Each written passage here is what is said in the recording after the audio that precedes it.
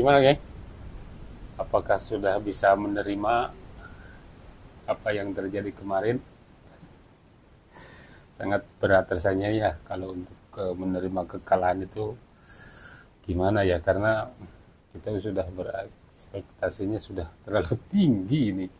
Soalnya dengan jajaran pelatih yang cukup mentereng ya kalau melihat ini di profilnya itu ada Alex Factor, Deni Laza, cukup bagus lah kalau jajaran pelatih itu, apalagi pelatih Kluivert itu kan bekas pemain Barca ya, yang cukup cukup bagus lah nyetak golnya juga udah banyak di Barca itu. Tapi kenapa sangat sulit untuk menerima kekalahan ini? Tapi itu yang terjadi gitu. Apa yang terjadi hari ini, apa yang terjadi kemarin itu rasanya susah untuk diterima ya. Dan ini masih banyak ini netizen yang berkomentar. Mungkin mereka belum puas ya dengan kekalahan kemarin, belum bisa terima, belum bisa move on juga kayaknya ini dari Sintayong.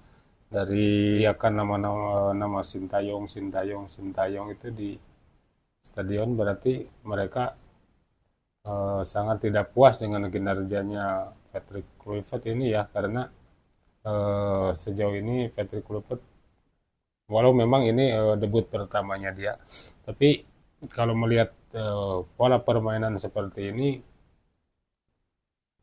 ya nggak tahu lah. Kalau dulu kan Sintayong, soalnya begini, mengganti pelatih itu kan intinya kepengen tim Indonesia tuh jauh lebih baik ketimbang sebelumnya. Sekarang pelatih udah diganti, pemain sudah bertambah, dan bertambahannya pemain ini memang kan pemain-pemain pilihan PSIC sendiri. Tapi setelah digantinya pelatih, bertambahnya pemain, itu kok bukannya permainannya lebih bagus, bukan rusak, malah hancur. Pertahanan kita rapuh.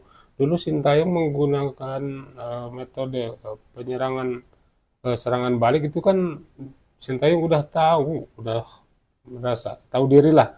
Kalau intinya gitu, kalau Sintayong kan tahu kemampuan pemain Indonesia itu seperti apa, walaupun dia tidak ngerti bahasa Inggris ya.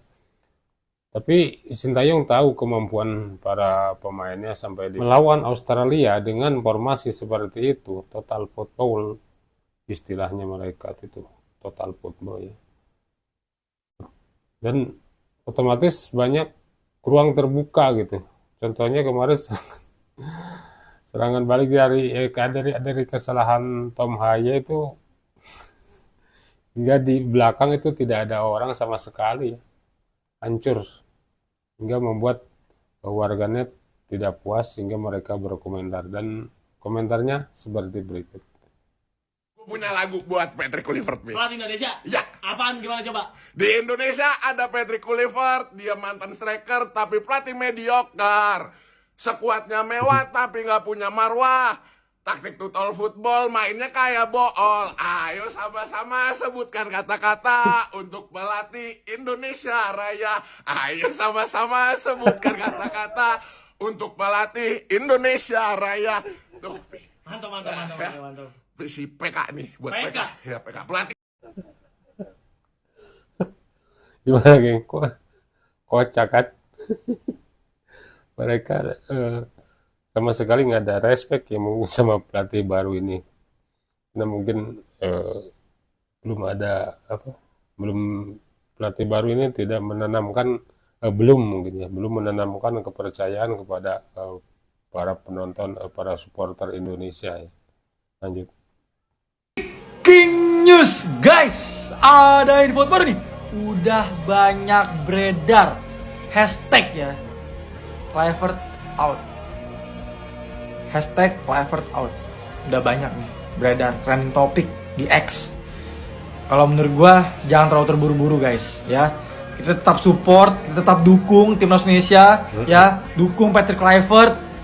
Fokus pertandingan selanjutnya menghadapi Bahrain pada tanggal 25 Maret 2025. Udah langsung buruan move on, jangan mikirin terus-terus 5-1 ya. Mau gimana lagi? Nasi udah jadi bubur. Kita harus fokus ke pertandingan selanjutnya menghadapi Bahrain pada lanjutan kualifikasi Piala Dunia ronde ketiga zona Asia. Dan wajib menang menghadapi Bahrain sama Cina kalau mau lolos ke ronde 4. Apaan nih? Hah? Lo coach Sintayong lagi beli gorengan? Coach, jadi pelatih timnas aja coach, beli gorengan? Random day in Jakarta. Jangan dulu lah, ya, beri dulu kesempatan ya, karena mungkin ini belum selesai, round 3 ini belum selesai. Indonesia juga belum memastikan ada di posisi mana ya. Ya kita dukung aja dulu, beri dia kesempatan untuk kita melawan Bahrain. Ya mudah-mudahan Indonesia bisa naik lagi posisinya, menang melawan Bahrain. Juga kan masih ada 2 pertandingan di GBK itu guys. Itu satunya melawan Cina nanti ya, sebelum melawatan kita ke Jepang nanti di bulan Juni. Mudah-mudahan kita bisa menang ya melawan Cina dan Bahrain dan Cina ini. Kalau harus menang melawan Jepang, walaupun itu memang tidak mustahil, tapi sangat berat lah, berat. Lanjut. Sahur-sahur dapat kabar begini. Tim nasional Saudi berhasil ngalahin Fuyung Hai boy dengan skor 1-0. Apakah dengan hasil tadi bisa membuat timnas kita itu bisa tetap untuk lanjut minimal ke round 4 supaya bisa lolos ke Piala Dunia? Mari kita bahas boy. Dengan hasil ini, timnas Indonesia itu berada di peringkat keempat di grup yang paling sengit di kualifikasi ini dengan 6 perolehan poin. Kalau kita mau hitung-hitungan nih boy, apakah kita masih bisa lolos di peringkat kedua? Jawabannya masih bisa. Dengan catatan kita bisa sapu bersih 2 kemenangan kandang lawan Bahrain dan juga Fuyung Hai. Dan dengan catatan Australia harus kalah di 2 laga. Sementara di grup lain ya, di grup B nih, peringkat 3-nya ada Irak sama Oman sementara nih. Dan di grup A ada Uni Emirat Arab dan juga Qatar. Sebenarnya menurut gue jangan dulu kita fokus ke grup A dan B. Kita harus fokus dulu untuk bisa amanin posisi kita di grup kita sendiri dulu. Baru nanti kalau emang round 4 baru kita lihat nanti lawan di grup lain. Pertanyaannya apakah El Bintang Laut ya Patrick Kluivert itu bisa bawa timnas kita menang lawan Bahrain? Menurut gua harusnya bisa. Kita main di kandang sendiri loh boy. Masa sih kagak bisa? Karena ini kan katanya kan jajaran kepelatihan terbaik yang timnas Indonesia pernah punya kan. Boy BTW ya, untuk review pertandingan tadi malam, nanti gua up pas mau buka puasa ya, biar lu pada kagak terlalu marah-marah nih. Sorry terlambat, sorry nih. Jadi saran dari saya ya Pak Patrick ya, tolong fokus di pertandingan lawan Bahrain ya. Gua jamin kepada antum, kalau bisa bawa kemenangan di match ini, minimal ya mungkin 10-20%. Kepercayaan pencinta timnas kepada Anda itu akan tumbuh. Kalau untuk mau gantiin Sintayong sih masih panjang, perjalanannya masih panjang ya. Kalau bisa bawa ke Piala Dunia nih, gue jamin semua orang bakal lupa sama Sintayong, gue jamin ya. Jadi itu aja kuncinya kalau mau ngambil hati pencinta timnas, oke? Semoga kembali buat terkait dengan peluang timnas Indonesia yang masih sangat besar ini karena kekalahan dari Fuyung Hai. Tulis di bawah boy. Selamat sahur brother, jangan lupa di follow tablet selanjutnya. Bye. Ya masih sulit ya untuk Patrick Kluivert untuk mengambil hati para fans Indonesia. Masih cukup lama perjalanannya, harus minimal ya harus masuk Piala Dunia dulu, baru benar kata Bang Aro, Patrick Kluivert harus membawa Indonesia masuk ke Piala Dunia, baru dia mendapat kepercayaan 100% mungkin. Tapi kalau misalnya apalagi kalau nanti melawan Bahrain kalah ya jangan harap, jangan mimpi. Ini mah bukan total football, tapi hancur total. Bisa-bisanya kebantai 5-1 lawan Australia. Woi Patrick, Erick Thohir, PSSI, tanggung jawab lo. Apalagi alasannya, kendala bahasa, adaptasi, gak bakal gue terima. Lo main terbuka lawan Australia, itu sama saja bunuh diri. Ya, sudah tahu kan kenapa Coach Sintayong tuh lebih memilih bermain bertahan ya, karena takut kebantai woi. Kalau andai kata kalahnya masih 2-1 atau kalah 1-0, gue masih bisa menerima.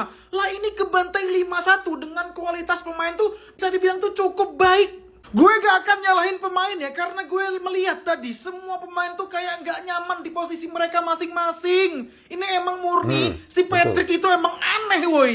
Tahu gak yang bikin tambah nyesek itu apa? Coach Sintayong masih bela-belain nonton timnas Indonesia woi. Dia membangun timnas Indonesia bukan dari nol ya, dari minus sampai sekarang, dan dihancurin dengan segampang itu ya, dengan pergantian pelatih yang udah nggak jelas mainnya gimana gitu ya. Ini lawan Bahrain itu bener-bener harga mati. Kalau lawan Bahrain sampai seri apalagi sampai kalah ya, itu Patrick Mending dipecat aja ya. Bisa sih Indonesia kalah. Maksud aku kayak gini, kan pelatih udah diganti ya. Tujuannya pelatih diganti itu biar Indonesia nggak malu-maluin. 5-1. Kok bisa 5-1 sih? Padahal itu pelatih udah mantan Barca ya, mantan pemain Barca. Harusnya bisa comeback kayak kan pemain Barca bagus-bagus ya. Kayaknya masalahnya di pelatih deh. Kalau misalnya kalah cuma 1-0, 2-0 nggak masalah. 5-1 bro. Kalau kayak gitu mending Agus Ganglapan aja yang ngelatih, jangan mantan pemain Barca. si Agus suruh melatih. Oke teman-teman, gitu mereka mengeluapkan kesalahannya di media sosial teman-teman. Oke teman-teman, itu saja video dari saya. Terima kasih sudah menonton.